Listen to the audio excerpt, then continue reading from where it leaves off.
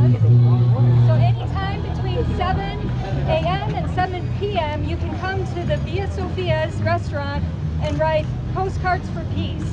And this was brought on by the Islamic Center bombing in Minneapolis. So please come and help write postcards for peace. The second thing that I want you to all be aware of is that the Catherine McCullough Center do kind of yard signs that are about being welcoming communities. And I think there's 6 different languages that are welcoming people within the neighborhood. So please go to the Catherine McCullough Center and pick up your yard sign, because that's one small, simple thing you can do to help people understand you're not alone, that you can bring peace right here and right now. Thank you.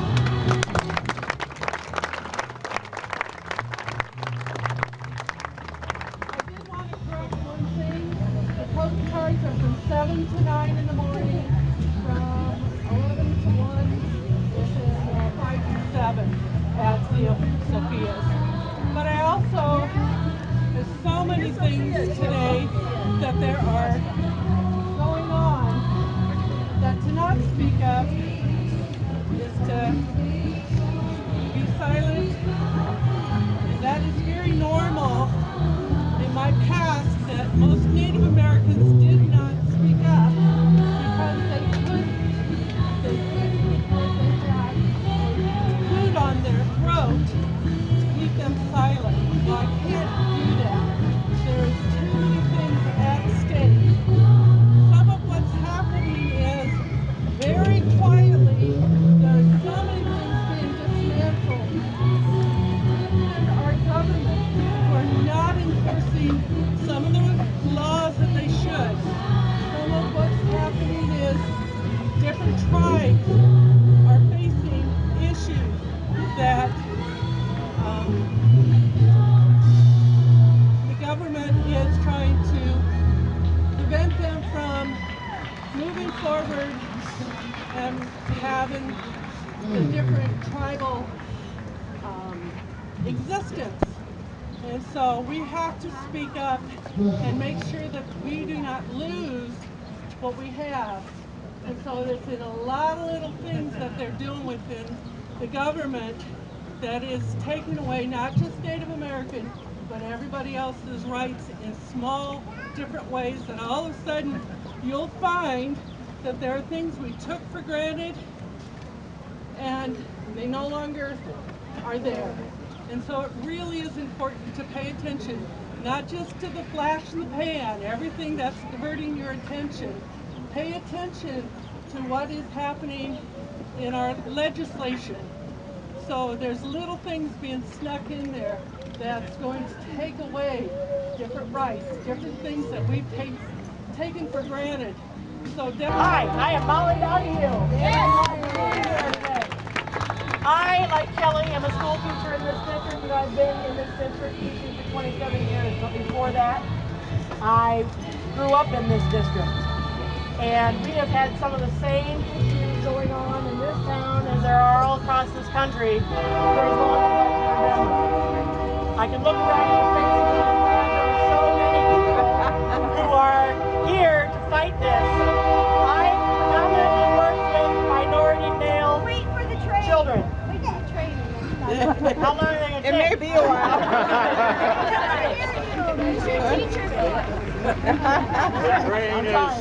And I teach primarily minority males. And I know that their mothers talk to them about what they need to do.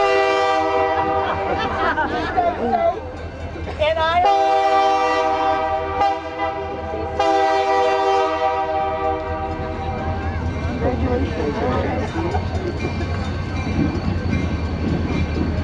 it's very inconvenient.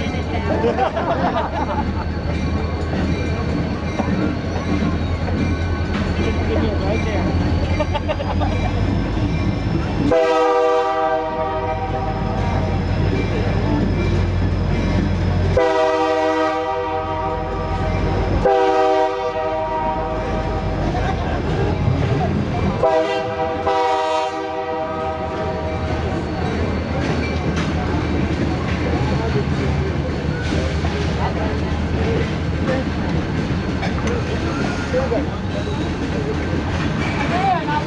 predominantly minority male students. And their mothers have to tell them how to act and what to do to stay safe in this community. And I, as a teacher, feel as though I also need to do that. When I let my kids go at the end of last school year, I was terrified for their lives this summer. And there have been issues in the neighborhoods, and they have been part of those issues. One of the students that I taught last year was one of the ones that was shot over by the laundromat. We need to do better by our communities and make sure that everybody is involved and feels welcome in our communities.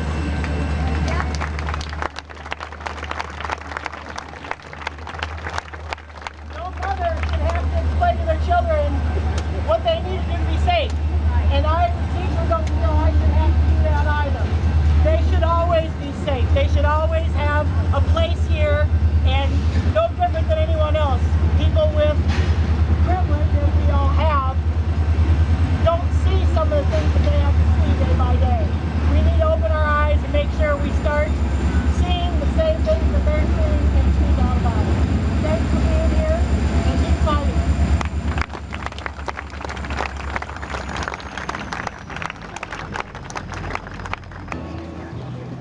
Thanks everyone for coming out. My name's Scott Phones.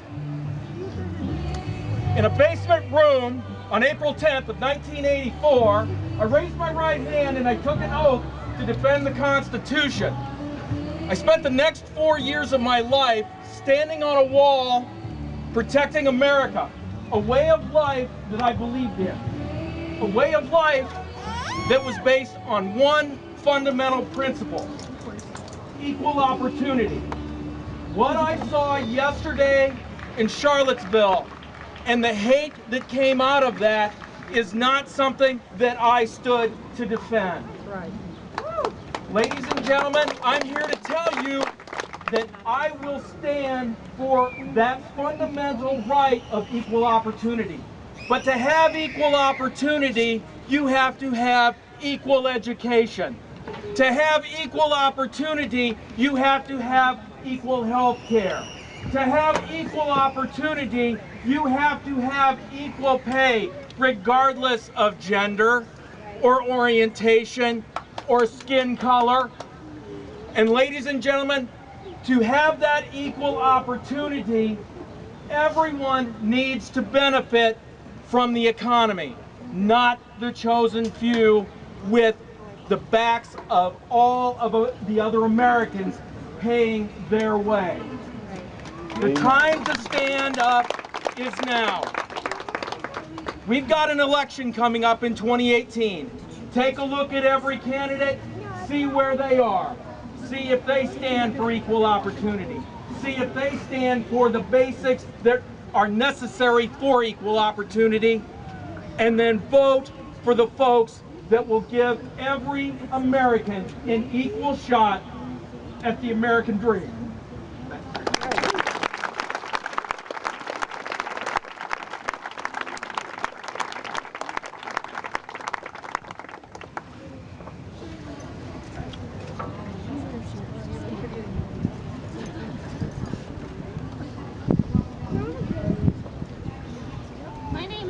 Kelly Hecox, and I'm a first-generation American. My father came to the United States from Germany via Poland because his father was a soldier in the Polish army. My grandmother and our grandmother had to go and leave the displaced refugee camps 2 years before they could come to America. They lived in a 12-by-12 room with another family of 4. And my grandmother was insistent that she was going to come to the United States. And I'm very glad she did. But what's going on right now, I think would make her roll over in her grave. And I want to change that.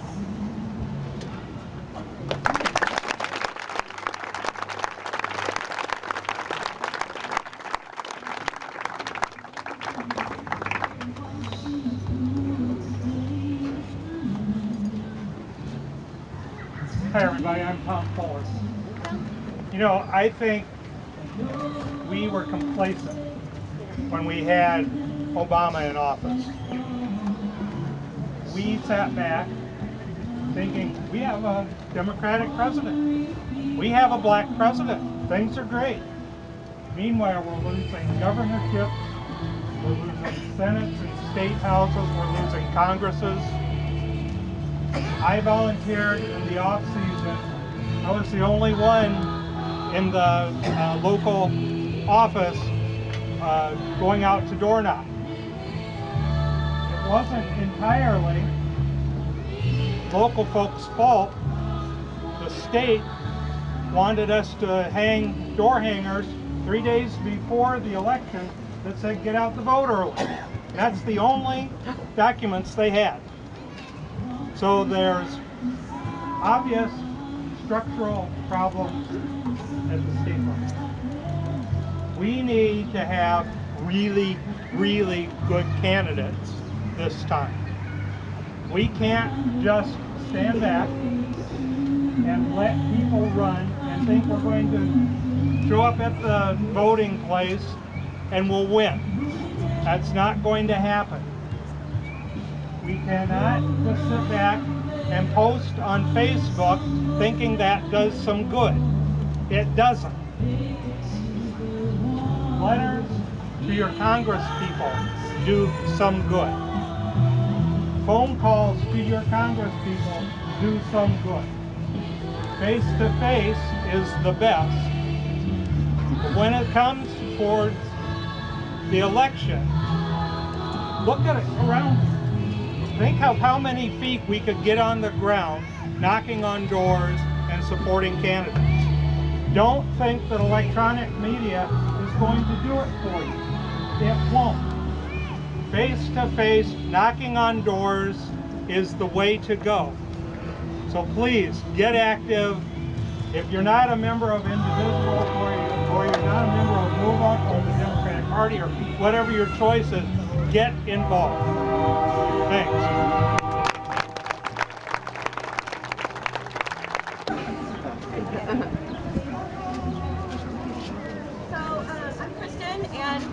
It's so cool to see so many friends here and people that I know from the different walks of life that we all share together here in Cedar Rapids. But I want to give a shout out to my friends in the room, in the space here that are 60 and 65 and 70 and 75 and 80. And the example that you have set for my generation about what it means to stand up for what matters the most. I want to thank the Fishers who are here. And it's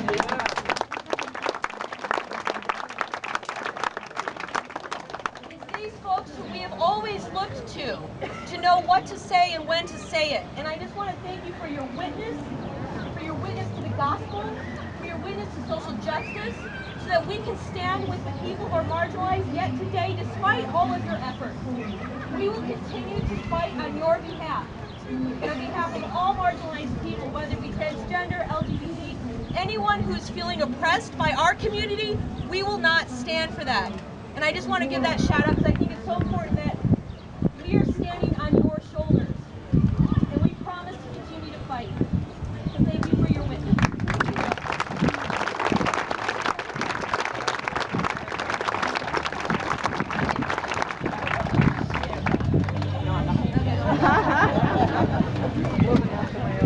Hi, my name is Marie Tonkin, and I go to the First Press in Marion.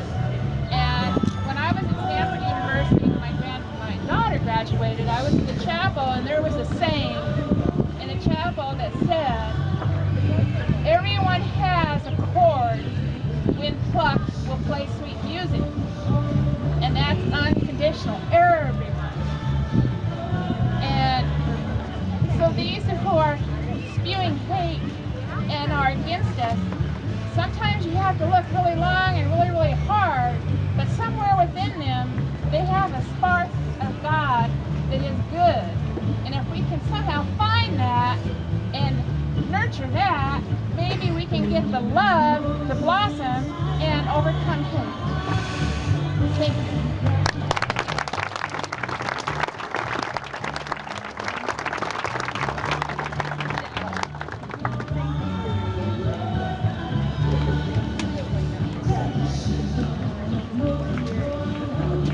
My name is James. I came up from Iowa City. I'm a member of the First Congregational Church there.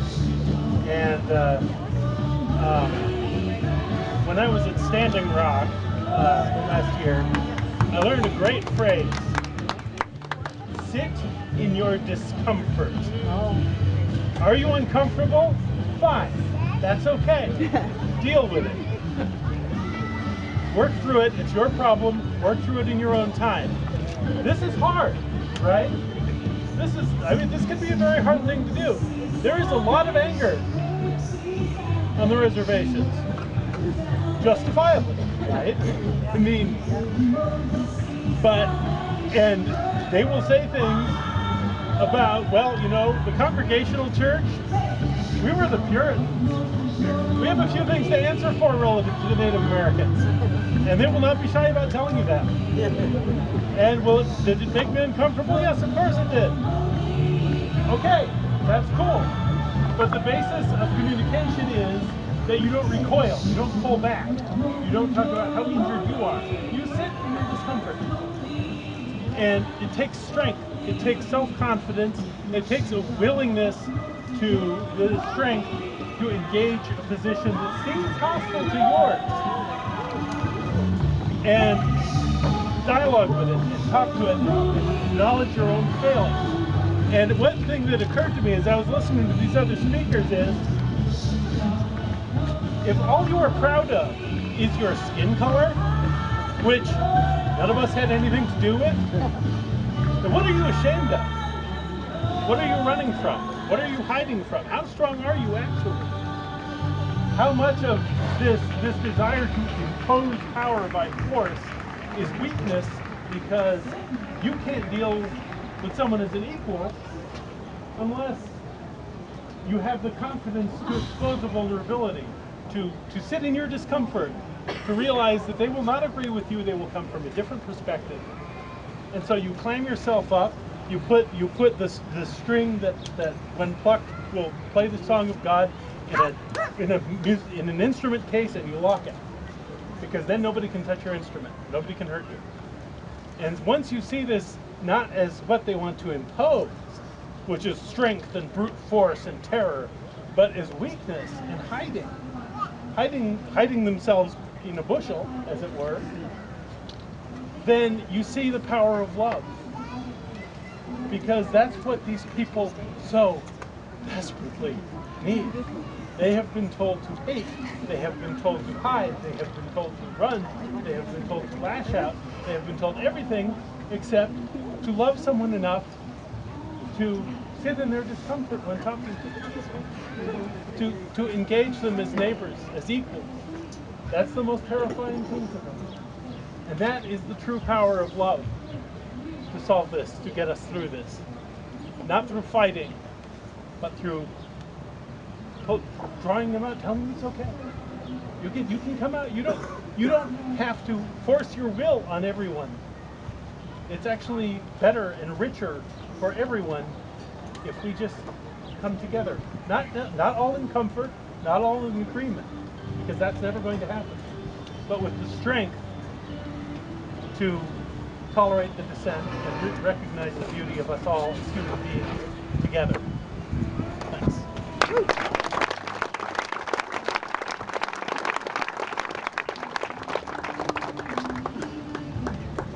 Hello, my name's Jennifer. I'm a farmer's daughter, and I'm here for all the reasons that you all are here. And I'm so glad to hear from so many members of the faith here in Iowa.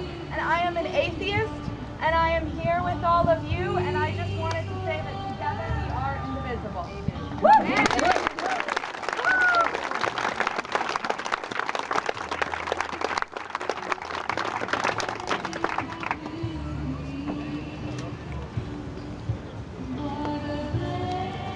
Hi, I'm Valerie, and I'm Cindy. Hey, ladies. Let's move on and sit up in solidarity. We've been having demonstrations outside the federal courthouse at noon on Tuesday, every week since January, trying to get our senators to see some sense and not enact some of the policies that we're concerned about around racism and other things that hurt our community. We're still doing that on Tuesday, so if any of you can join us. We will be on the 8th Avenue side of the federal courthouse Tuesday at noon.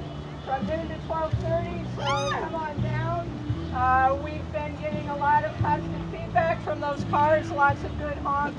We need to make our voices heard. And this is one way for you to do it. Tuesday, 8th Avenue, 12 o'clock. We usually go in and talk to the senator's staff afterwards. So bring letters or your ID to go in and talk with them about these issues. Let me guess, they're still deaf. We gotta keep talking because if we don't ask them to do what we want, then they have to rein us in. So we gotta keep asking. They represent us. Well, I They represent understand. us. We have to let them know. Thank you. Thank you. See you then. And when we start singing, we think we're starting to get somewhere. Yeah, right? We might be on to something. I, like probably many of you, have found myself glued to social media, news yesterday and the day before.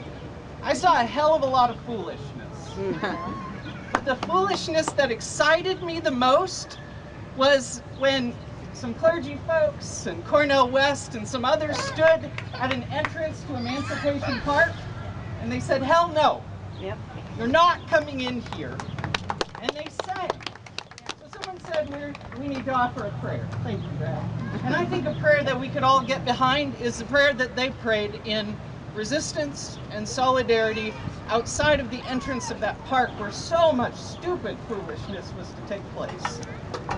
This little light of mine, I'm gonna let it shine. This little light of mine, I'm gonna let it shine. This little light of mine, I'm gonna let it shine. Let it shine, let it shine, let it shine. All down the road. I'm gonna let it shine. All down the road, I'm gonna let it shine. All down the road, I'm gonna let it shine. Let it shine, let it shine, let it shine. Hide it under a bushel, no, I'm gonna let it shine. Hide it under a bushel, no, I'm gonna let it shine. Hide it under a bushel, no, I'm gonna let it shine. Let it shine, let it shine, let it shine. Shall brothers be? We shall brothers be. We shall brothers be someday.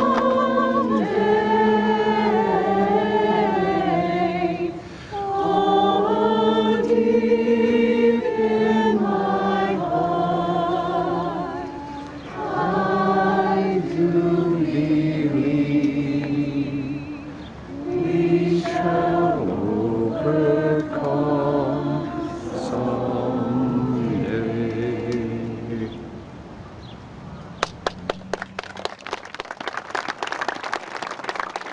And I have the privilege of teaching some of the most amazing students in my kindergarten classroom here in Cedar Rapids at Hoover Elementary. I teach a very wide, diverse students from all across the world, and it is my privilege. But I am preparing myself for the unbearable conversations I will have to have with my students again.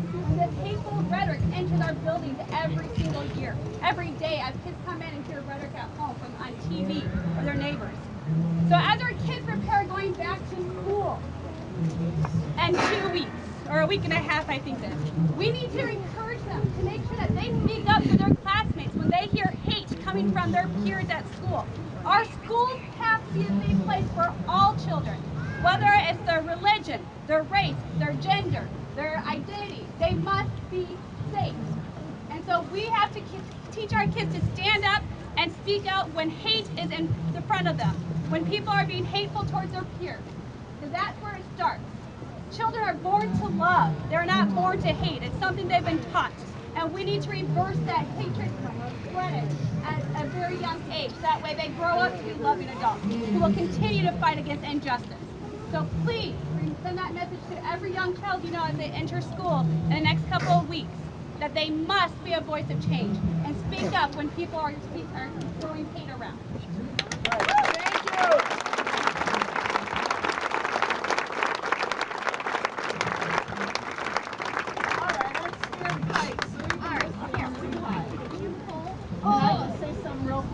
I'm not going to exhort you with any rhetoric. I've got a very easy thing for you.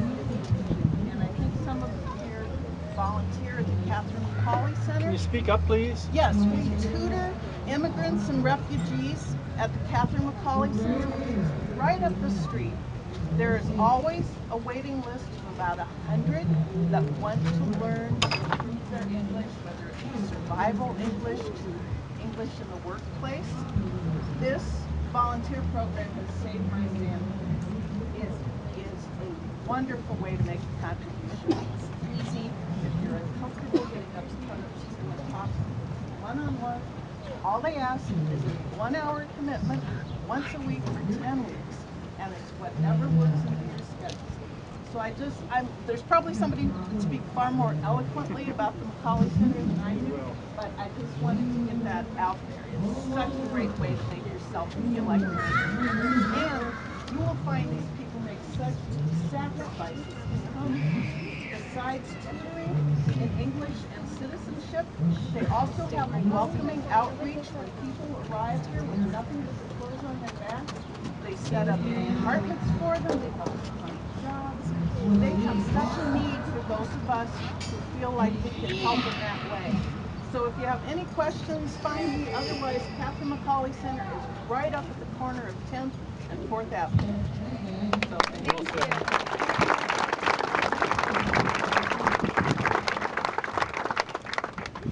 My name's Kathleen Watson. Wow. Kathleen Watson Maviti. County name change. And there are so many changes personally and in the worldview facing us. And one thing that I'm concerned about from my own perspective of how I can be part of the solution rather than part of the problem is that I find I have to work really hard not to get into us, them, blue state, red state. And my strong gut feeling is that rather than fighting against the neo-Nazis, we get to fight for inclusiveness and connecting with everybody. Yes, well said. Life coaches have a saying, which my coach said to me so many times, it's what you resist persists. And the more we fight against the neo-Nazis and the clueless ones, my concern is that we're putting energy into it. And since I'm very much into the woo-woo, thoughts become things aspect of life, that concerns me some. So I'm going to toss out the idea that rather than talk about those people or everybody who voted for he who shall not be named, rather than fight against them, let's find the people, because you know there are people out there who voted red who are going, oh my gosh. So we get to think in terms of both and. They may both be Republicans and they can be equally appalled at what's going on. I think that will help us build bridges rather than end division. Namaste.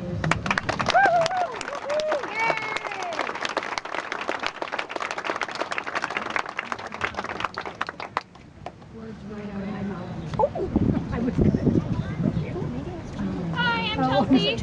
I've been hearing a lot of really powerful words here today, but I think that we're also forgetting about the power of touch. So if I could ask everyone to just reach out and hug the person next to you. Just kind of like, That's right.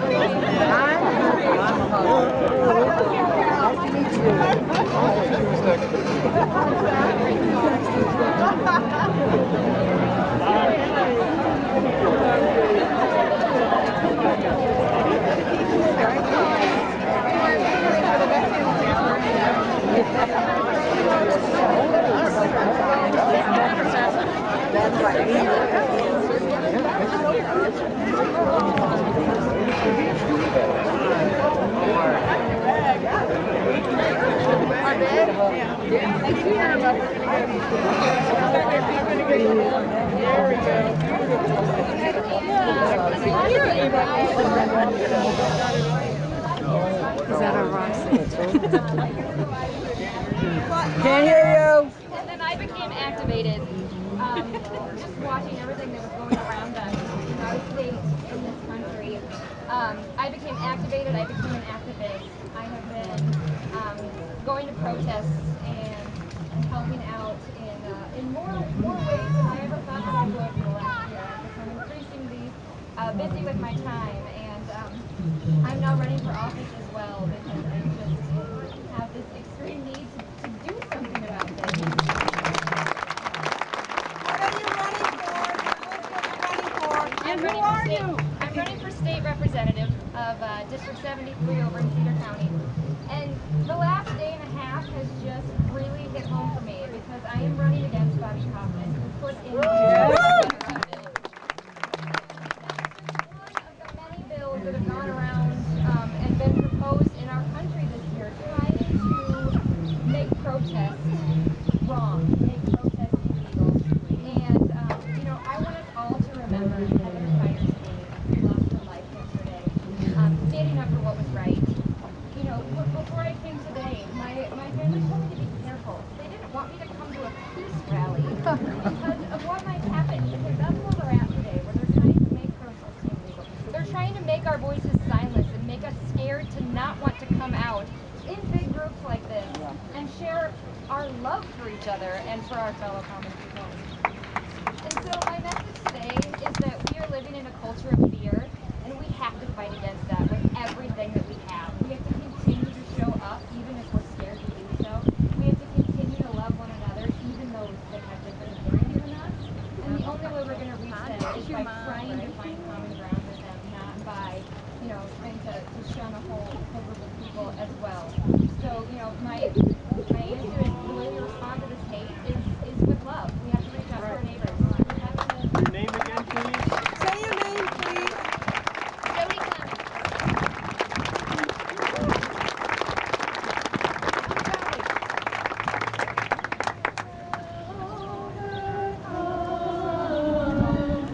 We shall overcome. We shall overcome someday. Oh, deep in my heart, I do believe we shall overcome someday. We are not afraid. We are not afraid. We are not afraid today. Oh, deep in my heart, I do believe we shall overcome someday. Very white kid, guy, man. And so when he finally got in, he gave me his papers and he said, "These are my kids. Let us go." And so we went and I said, "What happened?" And I was furious. I said, "What was their badge number? I'm going to go get them. I will find their car. I will go to that highway patrol office and I will demand that I see those four lives. How dare they do that to my grandchildren?" And my son said, "Mom, you can't do that because they might hurt the kids next time." So, if we live in a country where black lives don't matter, that is an absolute shame. And it still hurts my heart that my grandsons were scared to death and they didn't even know. They're all special needs. They didn't even know why they were, people were talking mean to them. Because here, nobody ever talks to me. They're citizens here. And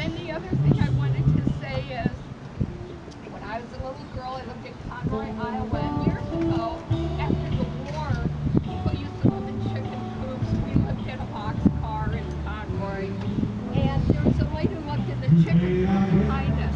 And she spoke a foreign language. Well, I could understand cookie and milk. And you know, can I rock you? And I, of course, I said yes and everything. And she had gray hair, but she looked young. I remember that. And she would always try to go up to our house and get my little baby sister out of the crib, and my mother wouldn't let her. And so I would go over there, I'd get cookies, I'd get milk, I'd get rocks. This is the memory that sticks in my brain the most. She would walk me and she would sing this beautiful song that I didn't understand a word. And I would lift my finger and I would try to rub off the blue numbers that were on her arm. Well, later, when I was older, I asked my mom, whatever happened to that lady? You know, the one who taught me, that always sang me the songs, that always gave me great oatmeal cookies. And she goes, she lost her entire family, all of her children in World War II. And she goes, and she's only about 10, 12 years older than my mom was. And my mom was this young woman. And here's this person that I couldn't rub off the blue tattoo off her arm. So it means so much when I see this fascism and I see a leader that is a fascist. It frightens me to death. We all, as citizens, need to stand up, and we need to get our relatives to stand up, and we need to get our friends to stand up. That's all I got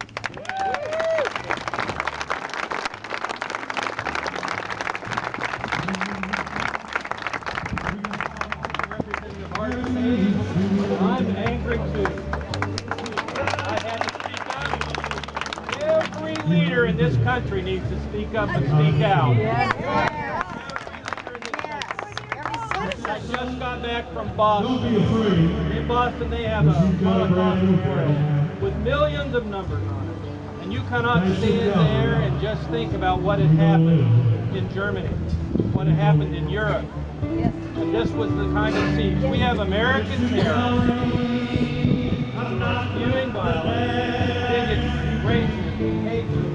We cannot stand and just listen. We need to make sure that this president knows that we are angry, that he has not stepped up and condemned us.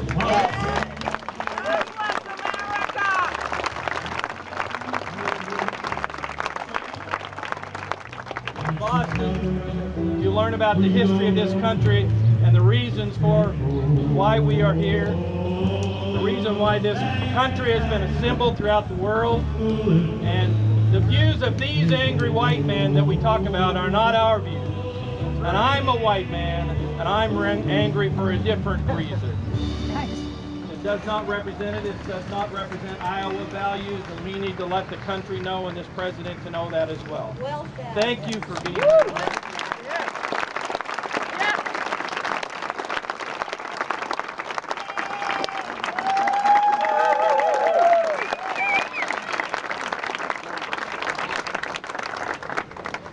Everybody, my name is Liz Bennett. I'm a state representative. Leader of the Iowa Democratic Caucus. And I am so disappointed that yesterday the President of the United States legitimized white supremacy in this nation by setting those folks as equal to people who showed up to stand up for the existence and the safety and the equality of our fellow Americans. Yes. Yes. We have a president who is complicit with white supremacy and has been since he ran for office. Yes. Now here's what that means to us, and this is something that's hard for many of us to work through. I have come to the conclusion over the past year that a lot of what we have seen, what we saw in Virginia, is merely what our friends of color, what our friends who are immigrants, what our friends who are queer have been telling us has been happening to them in this nation for years and years and years.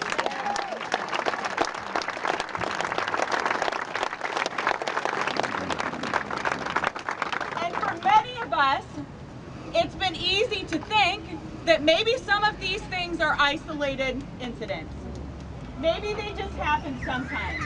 Even when we haven't wanted to admit it to ourselves, maybe there was something else going on. But in this nation, we have to acknowledge that there is a systemic, racist oppression, a system of oppression, and it is up to us, especially those of you here who enjoy privilege, to act to change that system.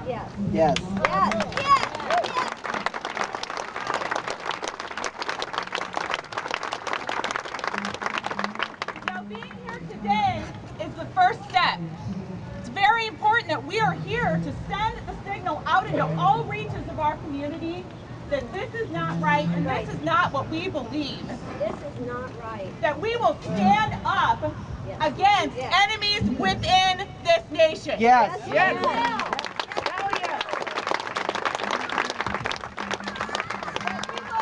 will believe people when they tell us what they have been going through on a daily basis, and that we will act to make change in the system. So that's where we go forward from here. Today is the first step. But every day after this day, we have to be accomplices to racial justice. And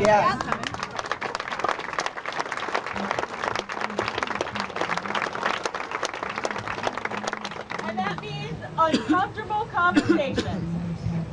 That means interrupting the small acts of racism and prejudice that we see at the grocery store, in the workplace, in countless ways, in our justice system. We have to do this work. No one is going to do it for us. And in 20 years, people will ask us, what were you doing in 2017? What were you doing at this time during America? And we can all say that not only were we here, but we took action to finally change a system that for the entire history of America has left people out of the American dream.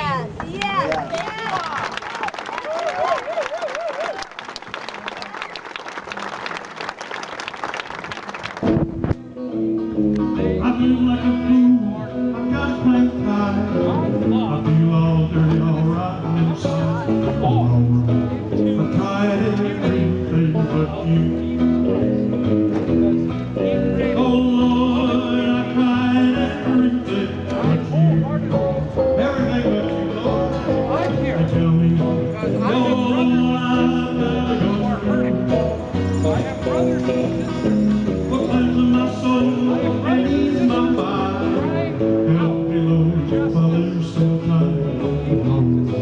I've tried everything but you. Coming up here? I know.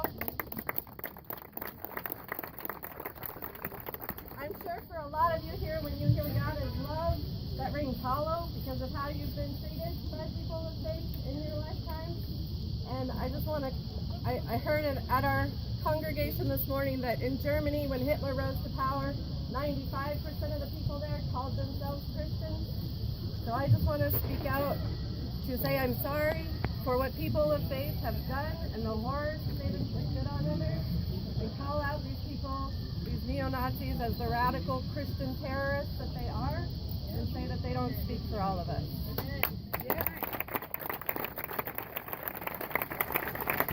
I didn't really, this is the first time that I've ever come to a rally. This is the first time that I've ever come to a rally, and I really wasn't exactly sure what I was going to encounter. And so I'm not really a political person, and I'm not a religious person, and it's really hard for me to see all of these people and all of these categories we're trying to put everybody into. And we're all the same, all of us. And I think the real challenge is, can you look across the street at somebody that doesn't feel the way that you do? And can you give that compassion, that same love and kindness to somebody that doesn't think like we think? And I don't think that getting angry and fighting and throwing more hate at it is going to fix anything. So, yeah, I hope that everybody has the opportunity to just take a step back and realize that we are all the same.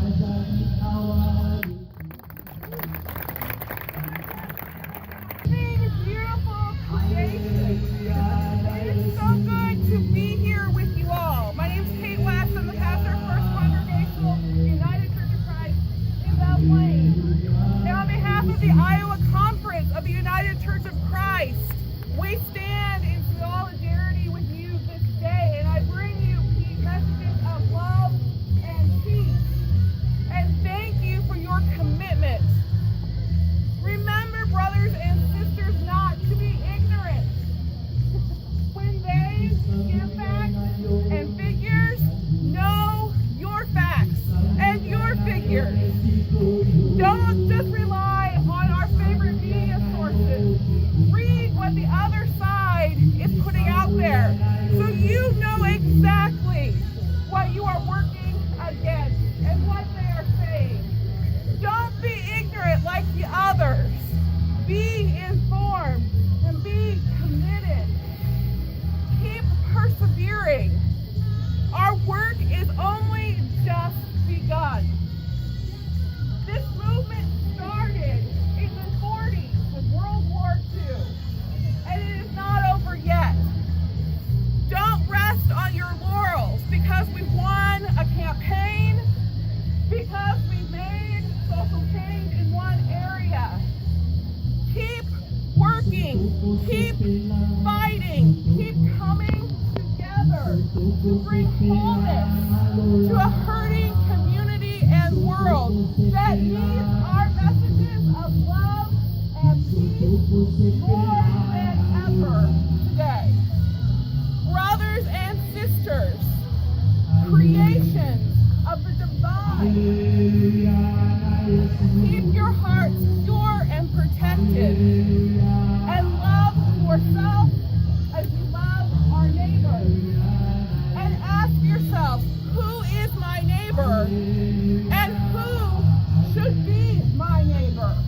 And who is at my table?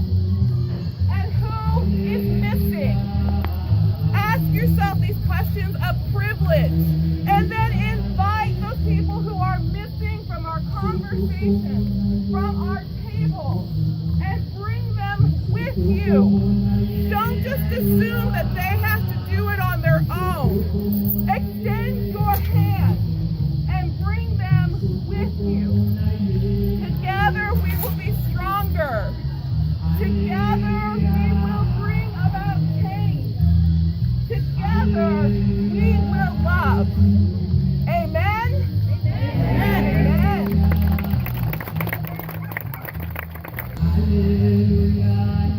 America is the home of opportunity for everybody. America welcomes everyone, but not everybody is bad. We are all children of God, and the bad ones gotta get out, and the good ones gotta prevail.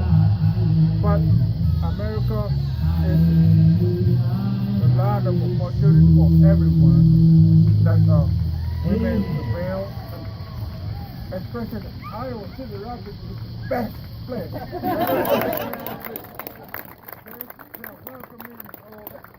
Not everybody is a terrorist or something, you know, but there's some elements, you know, within things. But Iowa City Rapids is the best.